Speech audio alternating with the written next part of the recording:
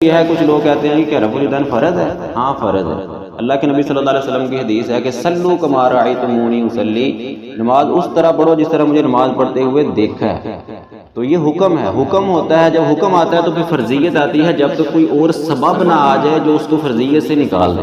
تو کوئی سبب نہیں ہے جو اس کو فرضیت سے نکالنے والا ہو. یہ حکم ہے کہ نماز اس طرح پڑھو جس طرح مجھے نماز پڑھتے ہوئے دیکھا. تو جس طرح اللہ کے نبی نے 4 جگہ رفع الیدین کیا ہے اس طرح کرنا لازمی ہے.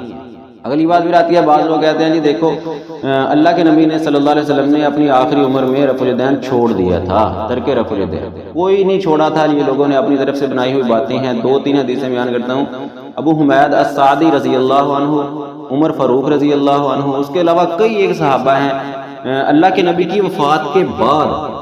ابو حمید السعدی رضی اللہ عنہ ایک جگہ پہ بیٹھے ہوئے تھے تو 10 صحابہ موجود تھے. کہا کہ آؤ میں تجھے اللہ کے نبی کی نماز پڑھ کے دکھاتا ہوں. اور انہوں نے یہی نماز کے دوران رفع الیدین کیے سارے، اور 10 کے 10 صحابہ نے گواہی دی کہ ہاں بالکل آپ نے اللہ کے نبی کی نماز پڑھی ہے. اور عمر فاروق جن کو دیکھ کے شیطان بھاگ جاتا تھا، رستہ چینج کر جاتا تھا شیطان، عورتیں چھپ جاتی تھی کہ عمر آ گیا چھپ جاؤ.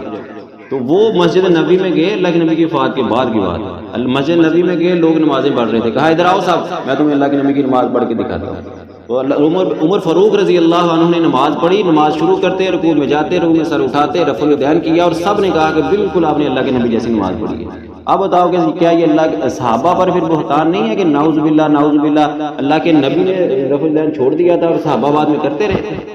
غیر اور کے صحابہ کو گالیاں دے تو ہم کہتے ہیں وہ برے ہیں، وہ ایسے ہیں. اور اگر ہم میں کچھ لوگ اگر کہیں کہ نہیں صاحب اللہ کے نبی نے رفع الیدین چھوڑ دیا تھا اور اس کا مطلب صحابہ بعد میں کرتے رہے تھے. اللہ تعالیٰ سے دعا ہے کہ اللہ تعالیٰ ہمیں حق بات کو سمجھ کے صحیح طریقے کے مطابق اس پر عمل کرنے کی توفیق عطا فرمائے.